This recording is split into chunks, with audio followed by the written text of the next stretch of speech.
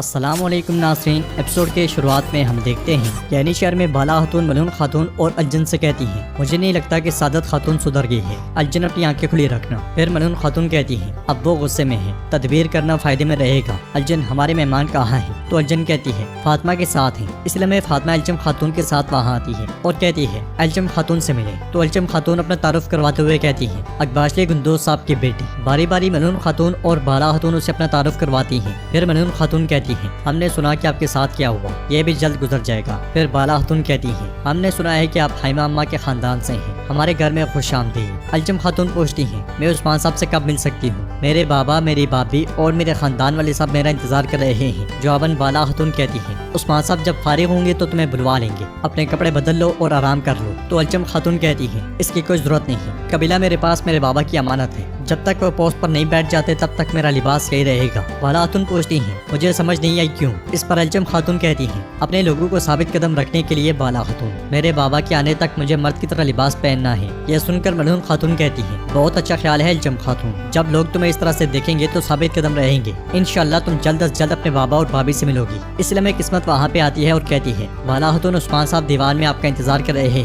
یہ سنتے ساتھ ہی الجم اللہ کا شکر ادا کرتے ہوئے وہاں سے چلی جاتی ہے۔ اس کے جانے کے بعد ملعون خاتون کہتی ہے بہت ہی ہوشیار اور بہت ہی بہادر ہے ماشاءاللہ۔ پھر بالا خاتون کو سوچ میں پڑا ہوا دیکھ کر پوچھتی ہیں بالا کیا ہوا، تم کیا سوچ رہی ہو؟ لگتا ہے کہ تم نے اسے پسند نہیں کیا۔ تو بالا خاتون کہتی ہے آئیے اسے پہلے جانتے ہیں، یہ تو وقت ہی بتائے گا۔ اس کے ساتھ ہی وہ سب بھی کمرے سے نکل جاتی ہیں۔ ادھر ہم دیکھتے ہیں کہ سردار یعقوب اپنے گھر والوں کے ساتھ آگے بڑھتے ہوئے کہتا ہے میں درمیان کے تمام بڑے کمانڈر کو تائیہ میں چاہتا ہوں کہ عماس ہم اس وقت تک اقدامات کریں گے جب تک ہم اس تاج الدین نویان نامی آفت کو ان سرزمینوں سے نکال نہیں دیتے۔ یہ سن کر محمد کہتا ہے اصل تباہی تو سرحدی علاقوں میں ہے، اب کو تیہ جانے کا وقت نہیں ہے۔ سردار یعقوب کہتا ہے محمد تم کیا کہنا چاہ رہے ہو؟ جواباً محمد کہتا ہے عثمان نے آپ اور آپ کی سلطنت کے خلاف بغاوت کی اور اپنی آزاد ریاست کا اعلان کیا، یہ اس کے لیے کافی نہیں تھا، اس نے شہزادی کو الخانیوں کے ہاتھوں سے چھین لیا۔ وہ جانتا تھا کہ ان تمام آفات سے کیسے بچنا ہے، اب اگر تاج الدین نویان کو بھی شکست ہوئی اس کے بعد عثمان کو کوئی نہیں روک سکے گا۔ یہ سن کر سردار یعقوب کہتا ہے محمد میں سب کچھ دیکھتا اور جانتا ہوں، اس لیے میں کوتاہیہ واپس جا رہا ہوں۔ اگر عثمان تاج الدین نویان جیسے تباہی کو ختم کر دیتا ہے تو ایک دن آئے گا جب وہ سلطان بنے گا۔ کیا تمہیں لگتا ہے کہ میں سب کچھ دیکھ کر بھی احمق بنوں گا؟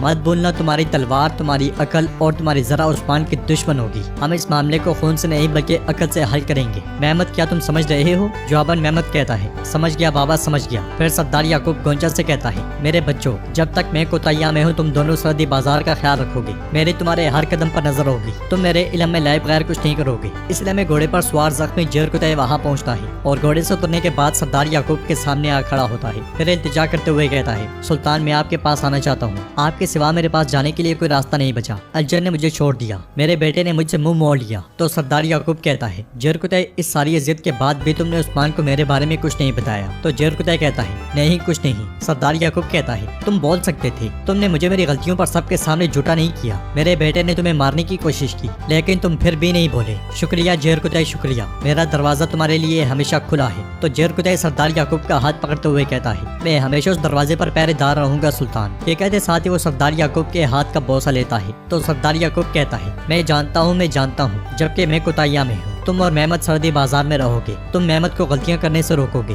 جواباً جیر کوتاہیہ کہتا ہے میرے سلطان جیسے آپ کا حکم۔ اس کے ساتھ ہی سردار یعقوب سعادت خاتون کے ساتھ آگے بڑھ جاتا ہے۔ ادھر عثمان صاحب خواتین اور سپاہیوں سے کہتے ہیں ایک طرف بازنطینیوں کا جلاد، دوسری طرف تاج الدین نویان، ایک عظیم جنگ ہمارا انتظار کر رہی ہے۔ بیٹی الجم نے ہمیں صورتحال کے بارے میں بتایا، ہم نے ترک سرزمینوں کو متحد کیا، ہم نے طاقت اکٹھی کی، اب مجھے نہیں معلوم کہ جنگ کیسی ہوگی لیکن واضح طور پر یہ اتنا آسان نہیں ہوگا۔ الجم بیٹی کے بابا تاج الدین نویان کے پاس ہیں، اب انہیں چھڑوانا ہمارا فرض ہے۔ یہ سن کر الجم خاتون کہتی ہے اللہ آپ کو سلامت رکھے عثمان صاحب، میرے بابا کے پاس 1000 کے قریب جنگجو ہیں جو پکڑے نہیں گئے تھے، اگر آپ مجھے اجازت دیں تو میں ان سب کو جنگ کے لیے بلواؤں گی۔ یہ کہتے ساتھ ہی وہ عثمان صاحب کو ایک مہر دکھاتی ہیں تو عثمان صاحب کہتے ہیں برہان مہر لو اور کاتب کو دو۔ یہ سنتے ساتھ ہی برہان کاتب کو مہر دیتا ہے تو کاتب مہر ایک خط پر لگا دیتا ہے۔ عثمان صاحب مزید کہتے ہیں جتنی زیادہ ہماری تعداد ہوگی اتنا بہتر ہوگا، اب تاج الدین نویان مجھ سے بات کرنا چاہتا ہے۔ وہ واضح طور پر سودا کرنا چاہتا ہے۔ تو ملعون خاتون کہتی ہیں میرے حضور وہ بیعت مانگے گا اور شہزادی مانگے گا، وہ الجم خاتون کے بارے میں پوچھے گا۔ اس لیے میں سپاہی بے سنگر وہاں پہ آ کر کہتا ہے میرے حضور تاج الدین نویان شہر کے دروازے پر ہے۔ یہ سن کر بالا خاتون عثمان صاحب سے پوچھتی ہیں ہم کیا کریں گے عثمان صاحب؟ جواباً عثمان صاحب کہتے ہیں اسے وہ ملے گا جو میں چاہتا ہوں، وہ نہیں جو وہ چاہتا ہے۔ اگلے منظر میں سپاہی بے سنگر گھوڑا دوڑاتا ہوا علاؤالدین کے پاس جاتا ہے اور کہتا ہے شہزادے تاج الدین نویان تشریف لا رہا ہے۔ علاؤالدین پوچھتا ہے اور کیا ہے؟ جواباً سپاہی بے سنگر کہتا ہے اس کے ساتھ الجم خاتون کے قبیلے کے تمام اسیر خواتین اور بچے ہیں۔ اس کے ساتھ ہی ہم دیکھتے ہیں کہ منگولوں نے عورتوں اور بچوں کو تلوار کی نوک پر بٹھایا ہوتا ہے اور سب بہت ڈرے اور سہمے ہوتے ہیں، بچے رو رہے ہوتے ہیں۔ سپاہی بے سنگر مزید کہتا ہے اگر ہم نے حملہ کرنے کی کوشش کی تو وہ ایک ہی حرکت میں ان سب کو مار ڈالیں گے۔ یہ سن کر بالا خاتون علاؤالدین سے پوچھتی ہیں علاؤالدین تم کیا کرو گے؟ ملعون خاتون کہتی ہیں ان کا مقصد ہمیں جنگ پر اکسانا ہے۔ علاؤالدین سپاہی بے سنگر سے پوچھتا ہے کیا وہ بات کرنے نہیں آیا؟ چلو ہم حملہ نہیں کریں گے، عثمان صاحب کے حکم کے بغیر ایسا کچھ نہیں ہوگا۔ یہ سنتے ساتھ ہی سپاہی بے سنگر چلا جاتا ہے۔ ناظرین اس کے بعد ہم تاج الدین نویان کی قرارگاہ دیکھتے ہیں۔ قرارگاہ کے قریب ہی میں عثمان صاحب الجم خاتون اور سپاہی بیٹھے ہوتے ہیں۔ عثمان صاحب قرارگاہ دیکھتے ہوئے کہتے ہیں لگتا ہے کہ تاج الدین نویان اپنے سپاہیوں کے ساتھ چینی شہر پہنچ گیا ہے، باقی حملے کی تیاری کر رہے ہیں، لیکن ہم ان پر حملہ کریں گے اس سے پہلے کہ وہ ہم پر حملہ کریں۔ چلو چلتے ہیں۔ اس کے ساتھ ہی وہ سب آگے بڑھتے ہیں۔ برہان کو نور تیر مار کر پہرے داروں کو مارنا شروع کر دیتے ہیں، پھر آگے بڑھتے ہیں اور ان کا لباس اتارنے لگ جاتے ہیں۔ ادھر ہم دیکھتے ہیں کہ ایک منگول کمانڈر سپاہیوں کے ساتھ چینی شہر میں داخل ہوتا ہے اور ایک منگول سپاہی کے سہارے سے گھوڑے سے اترتا ہے، پھر علاؤالدین کو دیکھتے ہوئے کہتا ہے میں نہیں جانتا تھا کہ عثمان صاحب اتنے نوجوان ہیں۔ تو علاؤالدین آگے بڑھتے ہوئے کہتا ہے میں عثمان صاحب کا بیٹا علاؤالدین ہوں، آپ کو خوش آمدید کہنا میرا وظیفہ ہے۔ یہ سن کر وہ کمانڈر کہتا ہے تم میرے برابر ہونے والے کون ہو؟ تو علاؤالدین کہتا ہے تم جیتو خان کے بھتیجے امیروں کے امیر تاج الدین نویان ہو، لیکن میں اس ساری سرزمین کا مالک اور ترکوں کا محافظ عثمان صاحب کا بیٹا علاؤالدین ہوں۔ اگر میرا بھائی تیمور یہاں ہوتا تو میری جگہ وہ تمہیں خوش آمدید کرتا، ہمارے عہدے برابر ہیں، بتاؤ تم کیوں آئے ہو؟ تو کمانڈر کہتا ہے میں یہاں اس لیے آیا ہوں کیونکہ تم لوگوں نے اطاعت نہیں کی علاؤالدین صاحب، تم اپنی خواہشات کے مطابق ریاست قائم کر رہے ہو اور ریاست الخانی کی بیٹی شہزادی ماریہ کو اغوا بھی کر لیا ہے، گورکلو خان کو بھی مار دیا، ابھی تک میں نے اس شہر کو تباہ نہیں کیا، میرا شکریہ ادا کرو۔ اس پر علاؤالدین کہتا ہے آپ امیر کے بارے میں بات کر رہے ہیں، لیکن کیا آپ کو لگتا ہے کہ ہم کسی کی اطاعت کریں گے؟ ہم صرف وہی کرتے ہیں جو اللہ ہمیں کرنے کو کہتا ہے۔ یہ سن کر وہ کمانڈر غصے میں علاؤالدین کو پکڑتا ہے تو کئی سپاہی آگے بڑھنے کی کوشش کرتے ہیں مگر علاؤالدین انہیں روک دیتا ہے۔ کمانڈر کہتا ہے ہم زمین پر خدا کی تلواریں ہیں، تمہیں تمہارے اعمال کا بدلہ ملے گا، میں تاج الدین نویان تمہارے لیے ایک امتحان بنوں گا۔ ادھر عثمان صاحب سپاہیوں کے ساتھ آگے بڑھتے ہیں جبکہ برہان اور کنور نے منگولوں کا لباس پہنا ہوتا ہے اور وہ عثمان صاحب کے اشارے پر آگے بڑھ جاتے ہیں، پھر وہاں موجود تیراندازوں کو بھی مار ڈالتے ہیں۔ عثمان صاحب اور الجم خاتون بھی آگے بڑھتے ہوئے خاموشی سے منگولوں کو جہنم حاصل کرتے ہی چلے جاتے ہیں۔ منگول لباس میں ملبوس ویشی بھی عثمان صاحب کا بھرپور ساتھ دے رہا ہوتا ہے، بڑی تیزی سے منگولوں کا صفایا ہو رہا ہوتا ہے،